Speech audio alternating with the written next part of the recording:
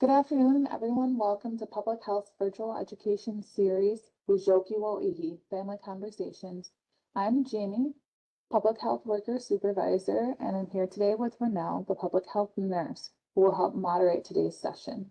The goal of the series is to gather, learn, and share about Ho-Chunk culture, resources, services, and the connection to health. In public health, we focus on prevention, promotion, and protection of the health and well-being of our communities. Health and well-being are rooted in many aspects of our lives, from our physical body, our mental health, our spirit, the environment we live in, and much more. During these sessions, we will explore topics that can impact our health and well-being. Together, we will learn about tools and resources to improve our health and the health of our communities.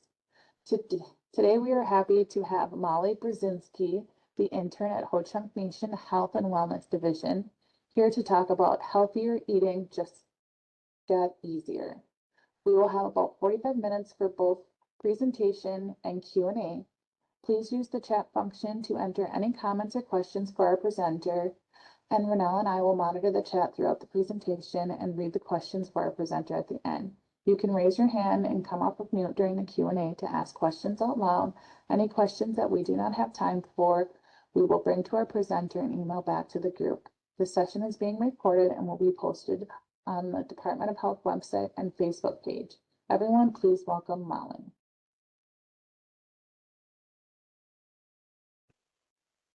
Hello, everyone. So I am the Viterbo dietetic intern, and so I'm in the 4+1 program at Viterbo.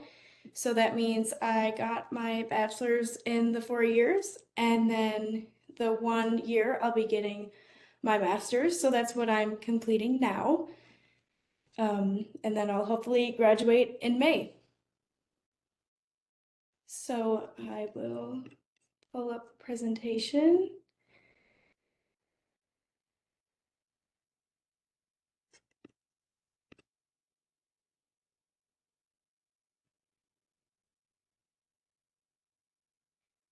Okay, so this is just the Kill Me Crazy, but healthy eating, it just got simple.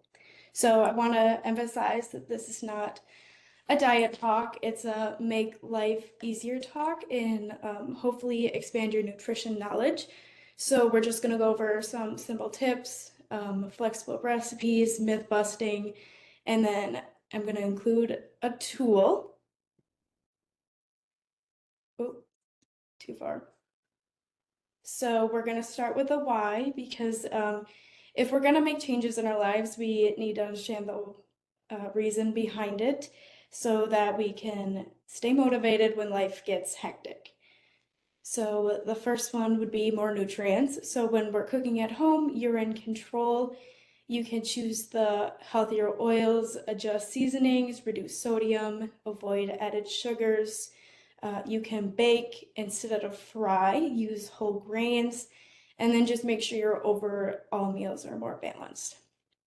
So even if you're just choosing grilled over fried chicken 2 to 3 times a week, it really adds up over time. And then cooking at home also helps with portion control. You're not getting the oversized portions from restaurants or the over-processed meals with mystery ingredients. I don't know about you guys, but when I go out to eat, I have a really hard time not eating everything on my plate. So when I do go out, I feel like I really have to be mindful of what I'm ordering. So then we have the financial aspect. So, one takeout meal that costs, $15 to $20, the same amount could make 3 to 4 home meals with like pantry staples.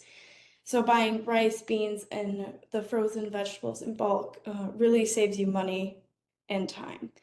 And then, of course, the mental and emotional benefits. So a lot of us have made cooking a chore, which is really easy to do when you have so much to do in little time.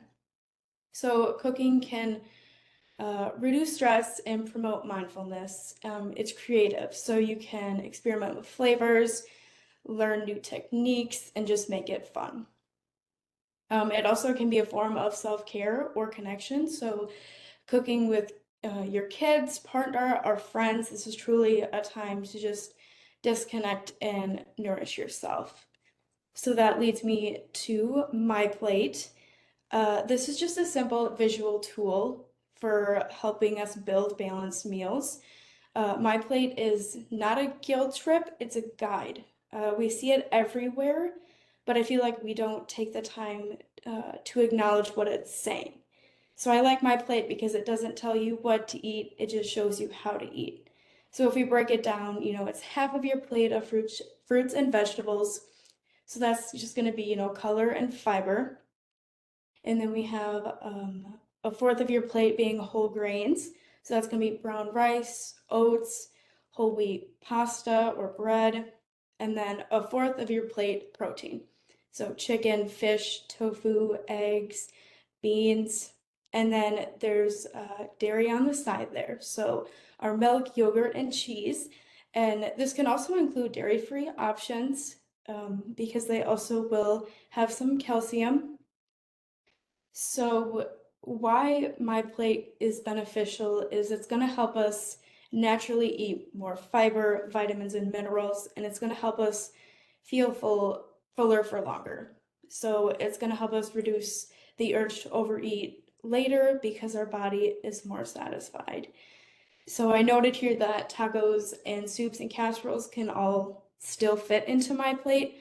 So if we're looking at tacos, we have whole wheat or corn tortillas for the grain, beans and lean meat for the protein, maybe some avocado, salsa, or lettuce for the veggies, and then cheese for dairy. So it's not about perfection here, more so about balanced and building habits over time. So I feel like Instagram and other social media has made these perfect meals kind of scare us, and it's kind of just become scary to cook. So I feel like most of us, reality is going to be what we see on the right. I mean, if you're a master in the kitchen and a 5-star chef, go ahead, cook like that all the time. And you should probably cook for me too, because I can't do that. But on the right, we have like the turkey sandwich with the whole wheat bread and the lettuce and tomatoes. And then we have whole wheat pasta with a meat sauce and then a salad on the side. And then the tacos, like we talked about. And this is still so healthy for us. It's going to follow my plate, fuel our body, and then just be more sustainable overall. So that kind of leads us into protein, which is a part of my plate. So protein is definitely important, but I think in the past years it's been a little bit overhyped. We have protein powders, bars, shakes, even chips or cereal. These can be helpful for, some athletes or those who struggle with protein intake, but most people already get the amount of protein they need in a day. So most adults need about 50 to 60 grams of protein per day. And it's not too hard to get, if you're eating meat or beans and tofu and eggs. So most people are already getting enough protein, especially if you do eat meat. Your protein shakes and the powders and the other products are great if you need that supplement, but they're not necessarily for everybody.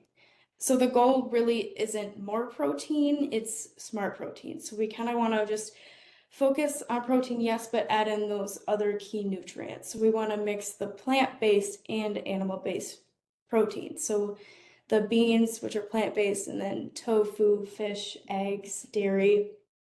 And then we want to make sure that we're including protein at meals and at snacks. And I think, while we're all kind of really focused on protein, there's one nutrient that most people aren't getting enough of, and that is fiber. So this is probably one of the most underrated nutrients, and this is where my plate also comes in handy, because if we're following this template, it can help us just naturally increase our intake. So fiber is going to, help with digestion, keep your gut bacteria healthy, keep us fuller, stabilize our blood sugar. and then support our heart health. And so we're going to get this from those beans and lentils, the whole grains, the fruits, and the vegetables. So interestingly enough, the recommended intake for that is 25 to 30 grams per day, and most of us only get 15. And I also want to note that if we're adding more fiber into our diet, it's important to do this slowly because doing it too fast can cause bloating or discomfort. So I like to think of it as adding weights in the gym or running more miles. Like, we're not going to do it all at once. And another important thing to note that if we're increasing our fiber, we also want to drink water because fiber will act like a sponge, so it really needs fluid to work. And if there's no water, it kind of just makes things sluggish. So if we're going to increase our fiber, we also want to stay hydrated. And then I want to touch on the health benefits of using MyPlate. So we really are going to feel fuller longer from getting all those nutrients. And we're going to have more steady energy, and we're not going to have those kind of sugar crashes, you could say. You're going to lower your risk for diabetes, heart disease, even depression. And then you're going to build a long-term habit that doesn't rely on dieting, which is great because I feel like a lot of fad diets have overtaken the internet. So it's just going to give our body the nutrients it needs to stay strong and energized throughout the day without cutting out food groups or even counting calories. So I wanted to kind of look at different cooking methods because with our busy lives, I feel like it's easy to forget these. So sheet pan meals, these are really perfect for busy weeknights. You toss your protein and your veggies in oil and then spices, whatever you want. You throw it in a pan, and then you kind of just roast it. And we have fewer dishes, which is great. And then we have a slow cooker, which is great when you're home for the day. You just throw in the ingredients and then come back to a full meal. And then the microwave, which is not just for leftovers. So we can make scrambled eggs in a mug, steam frozen veggies, make oatmeal. And then we have the air fryer, which I love for making crispy veggies, chicken, fries. And then we have the steam or saute. So that's kind of an old-fashioned way, but it's super fast and very nutrient friendly. And then we do have the Instapot, which is a game changer because you can cook dried beans in 30 minutes and there's no soaking. You can make stews and shredded chicken in half the time, and then it just works well if you have kids running around or if you have ADHD like me and can't focus on one thing, so you walk away and then come back to something burning. So whatever time or energy you have, like, there's a method to use. And then I really wanted to touch on some myths that we all hear over the internet and just clarify. So frozen veggies aren't healthy. That's actually false because they're frozen at peak ripeness. So they're actually going to provide more nutrients than fresh. Not saying that fresh is any less healthy. They're both great options. Carbs can make you gain weight. Carbs are actually energy. So that's, the fruit and the whole grains and the MyPlate, which is, your body's preferred fuel source. So if we're going to cut those out, we're probably going to have low energy. And what's really going to make us gain weight is how much we're eating, not what. So canned food is always bad for you. That's not always true. If you're having beans or corn or any other vegetables, you can rinse them to reduce the salt and then just check labels for added sugar or sodium. And then healthy eating is too expensive. Well, we talked about the staples, which is the rice, beans, oats, the fresh veggies, or even canned. which are very budget friendly. And we talked about how cooking saves money compared to eating out. So what also helps is buying local or seasonal produce, because that can be cheaper. And then, of course, the long-term savings of reducing future healthcare costs, which is a big one that we don't tend to think about. And then juice cleansing detoxes your body. So our liver and kidneys already do this for us naturally. So we really do not need to juice cleanse our bodies. In fact, a lot of cleanses lack fiber and protein, so there's really no need to starve ourselves when we need those nutrients. And then snacking is bad. So balanced snacks, protein and fiber can keep our energy steady throughout the day. So apples and peanut butter or yogurt and granola or fruit are great options. I don't know about you guys, but I cannot go a day without my snacks. Like, they need to be there, otherwise I will be crashing. And then eating late causes weight gain. So again, it's more about what and how much you're eating and not when. So our body doesn't really have a curfew. Late night snacking can become an issue if it's more mindless and overly processed. So if we're, eating chips out of the bag, that can get us in some trouble. So the last one, you need to cut out all sugar to be healthy. So sugar is carbs, and again, we kind of need those for energy. So natural sugars like fruit or in dairy are part of a balanced diet. So even small amounts of added sugar can fit in somewhere. So I included some smart shopping tips to kind of remind ourselves so we don't have to overhaul everything to be a smart shopper.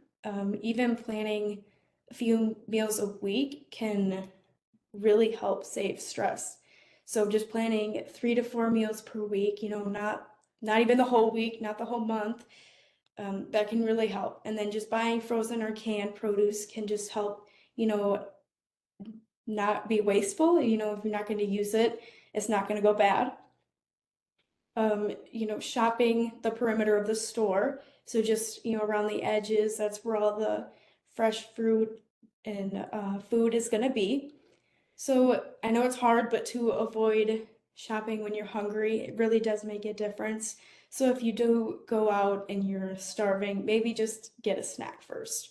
And, using the grocery list and really sticking to it. And like I mentioned, just sticking with the staples. So eggs, oats, beans, those frozen veggies, these affordable foods can still be healthy and easy to use. So we're going to touch on the leftovers, which aren't boring all the time. So if we get creative with them, you can roast, a tray of veggies, and you can use these in wraps or grain bowls or even omelets throughout the week, which can really add to your plate. And then, using grilled chicken, you can use it for sandwiches, salads, tacos, anything. And if you have extra chili, baked potatoes, they'd be great served over that, or even using it for nachos. And then leftovers, sometimes it's hard to use, but it helps if they're stored in a clear container so you can actually see them. And then you can also freeze extras in like the single portions for busier days. And then, so I have some recipes I wanted to share with you guys. So it's very seasonal, but we have the one pan autumn chicken roast. So it has, sweet potatoes, Brussels sprouts, apples, which seems kind of weird at first, but I have made this before and the apples are actually great. And my dad even approved of them, so that says something. But if you don't like sweet potatoes, you can use a different kind. Or if you don't like Brussels sprouts, you can use broccoli, carrots, or any root vegetables. So you can always make swaps. And then we have the pumpkin overnight oats, which the overnight oats have been trendy recently. So I really wanted to include one of these, especially a pumpkin, because it is the season. And these also are, you can make many swaps. And then we have the chili, which is one of my favorite examples of the My Plate because it has plant protein with the 3 kind of beans packed with fiber. And then it's also affordable and makes a really big batch. It kind of looks overwhelming with all the ingredients, but I promise it's not. And there are so many swaps you can make in this too, using what beans you have instead of going out to, buy each kind, totally works. And so off of that, there is a tasty recipe app, which is actually where I got the one pan autumn chicken recipe from and the chili. So this is a total game changer because you can adjust the servings in the app and it auto changes the ingredients. And then you can filter it by any dietary needs. So, gluten-free, vegetarian, or if you want to just make a snack or something that's budget friendly. And then it also will give you the nutrition information. And then it has different modes. So you can watch the recipe being made step by step in videos. And so it's really user friendly and is totally free. So I really encourage you guys to download that and just give it a try. I do have a little tutorial here that shows you the app. So it's just kind of the home page. And then you go to the community at the bottom and it kind of just shows what is being made. And then they have different meal plans. I haven't done too much with that. And then they have my cart, which is just the ingredients, and then your profile, different cookbooks, and then activity. So if we go to the chili recipe, this is, you can see other people have made it. They upload their pictures and how they use it differently. So it's just really helpful. And then you can see you can change the ingredients and they will, or the servings, and it changes the ingredients. And if you go down, it's going to show you different comments that readers or people have tried, and then the instructions here. And this is the step-by-step mode. So this is the video part where it's going to walk you through everything. And you can actually see it being done, which is great for visual learners like me. So, you can see if you're actually doing it right. So it's just a really handy app that has a lot of different recipes. So I kind of included some real life solutions for some roadblocks that we tend to commonly have. So I don't have time. I encourage you to try and use sheet pans or air fryers or even microwaves because they can be just as quick as, kind of ordering out. Healthy food is expensive. I really encourage those staple items, the canned, frozen, even rice. And then I'm not a good cook. I think, we can start with one new recipe a week. You can use the Tasty app definitely to help you practice. My family won't eat it. Build off of meals they already like. I saw a TikTok or a video the other day where this woman included some greens in her kids' mac and cheese. So I thought that was a good idea. And then I get overwhelmed. Yeah, that's very relatable, but I think My Plate really helps simplify things and just making one upgrade at a time. So we do not have to change everything overnight, just removing a few of the roadblocks. So the upgrade, these are just some simple actions that you can just start today.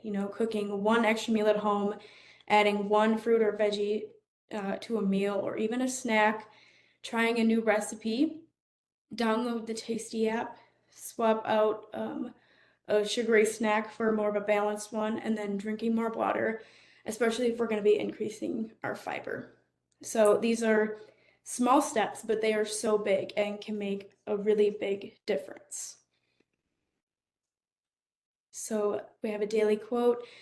Great meals start with simple ingredients and a little creativity. So I really like this quote because it's very true. So we forget that we don't have to overhaul our life. You just need to take one step, and small, consistent changes are going to have a big impact in your health, energy, and wallet, which is also important. So thank you guys for listening in. If anyone wants to share a small tip they think they will try this week, that would be great. Or if you had anything that kind of surprised you, I can also stop sharing.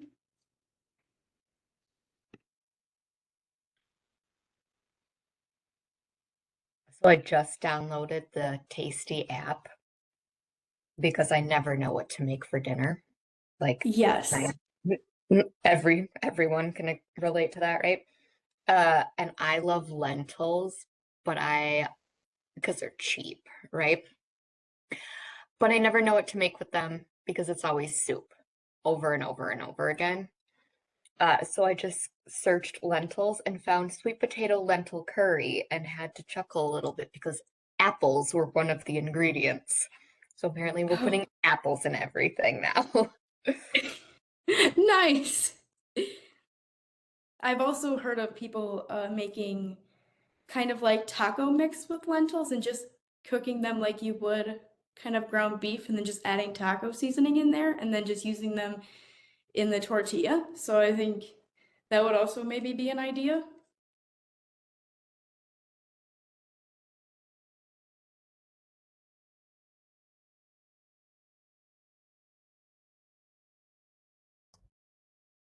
I have made lentil walnut burgers if anyone is interested, Renell. If it's like a vegetarian, thing. So yeah, you can just Google the recipe. It's out there, but I liked it. That sounds really good too. Lentils are so diverse. Yes.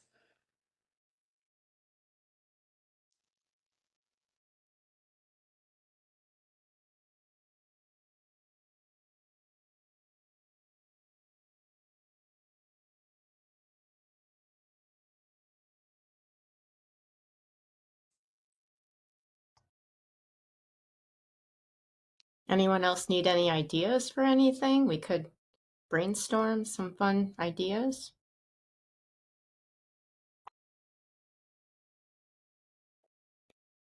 What are some good ways to sneak vegetables into toddler meals? Oh, that's a really good question. I think the first thing that comes to mind is smoothies because you can always put spinach in there and you can't taste it. I've seen even, it's kind of a lot of work, but I've seen people make pasta sauce and then just blend up all of the veggies in the sauce so you can't see them. Um, those are kind of the two that come to mind. I don't know, Kathy, do you have any other ones? I and I think those are great. I do think kids should continue to see vegetables, and I think sometimes it helps to know that it takes a while for them to learn to like them, and it's okay. Um, it's like they have to learn to eat these new foods. Vegetables maybe don't taste the best to them. Sweet potatoes might taste better than, broccoli or something, but I think continuing to offer them, even just putting like maybe a spoonful on their plate so they see it, and then don't even make a comment. But if the rest of the family is eating them, a lot of times, eventually kids will come around because if the family's eating it, the kids are going to eat it. I mean, they will come around. So I think just having that patience, continuing to offer a variety, letting them see you eating them, that rest of the family eating them, and you can sneak them in, but I think they still need to get used to seeing them. I don't know. Does that help, Jamie? I think so.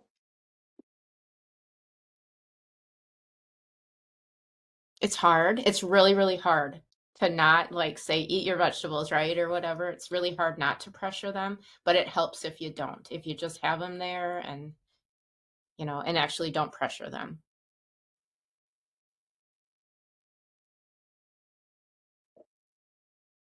Is seaweed a healthy snack? Did you say seaweed? Yes. Um, I'm really not familiar with the nutrients, I guess, that come from seaweed, but I think depending on how it's made and then, how much sodium is kind of included in there, I can see it being a better option, but I can't really fully say without kind of looking at it. It's definitely more of natural, and I'm sure there is some nutrients in there. And there's different kinds of seaweed too, right, Jamie? I'm not like super up on it either, but there's different kinds. And I mean, you would, omega-3s, are probably higher, but I know like sodium and even iodine can vary, I think, according to the kind.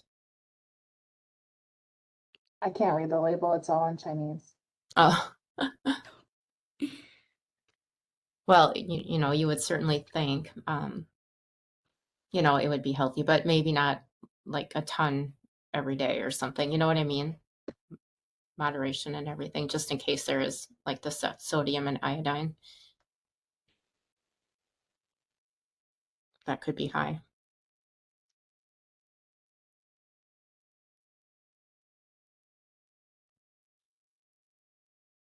What do you guys do to get meals on the table? Like, how do you make that happen?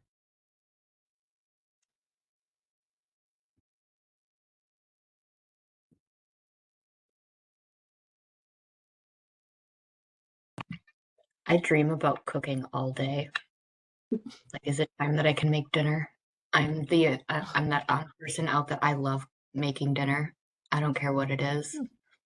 I just never know what it should be. That's the hard part. Mm-hmm. I She like can come to making our dinner houses. too. I just want to make a dinner and not 3 of them.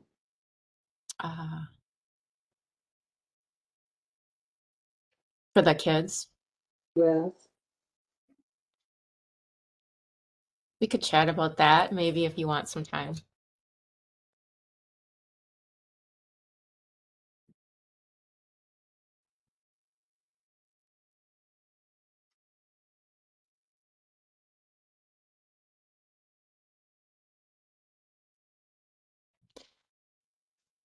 What would happen if you didn't make 3 dinners? I mean, what do you think would happen? They would honestly purposely not eat. And then what would happen?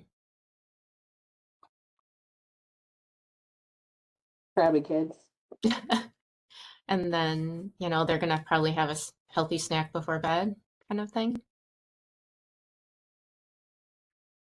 I think substituting for like juice and other things.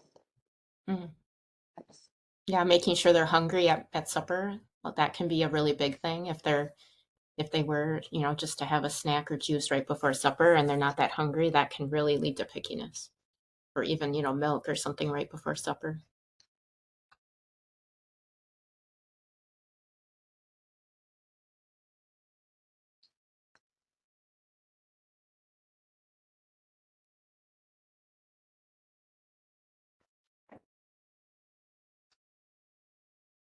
What are good meals for diabetics?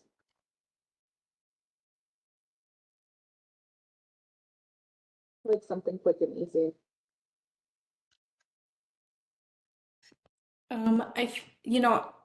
All the recipes that I kind of went over, I feel like are good as well.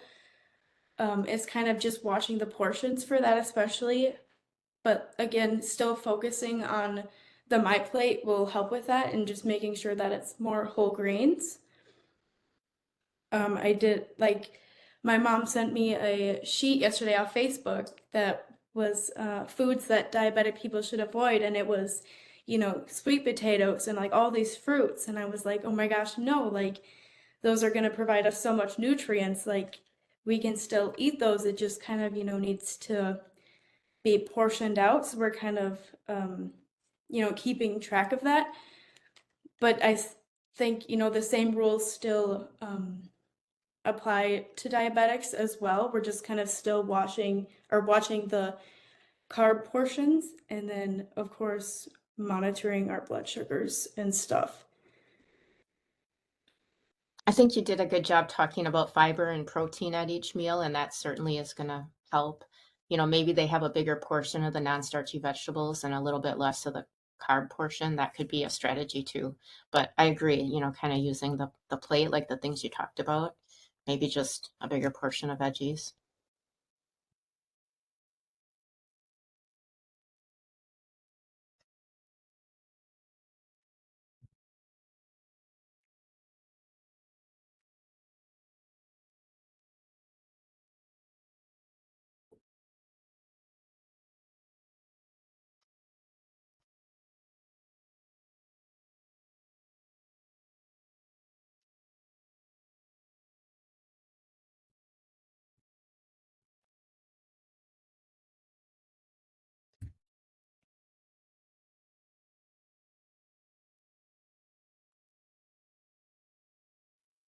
Questions?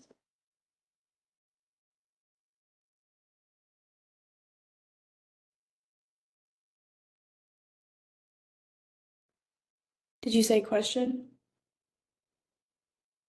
No, I was asking if anybody had any other questions. Oh, okay.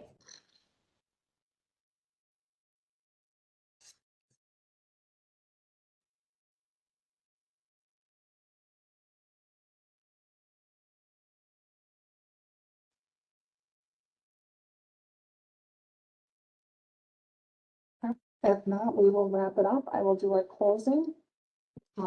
Thank you for everyone joining us today. As a reminder, this session is being recorded and will be available on the Department of Health website and Facebook pages.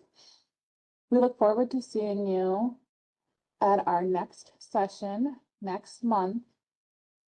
We welcome all feedback related to this series. If you have a topic you would like to learn more about, or if you would like to present on a topic, please reach out to Renelle and I, as she just put our contact information in the chat for you all. Right. Thank you very much, Molly and Kathy, for joining us today, and I hope the rest of you guys have a good afternoon. Yes, You thank too. you so much. See you.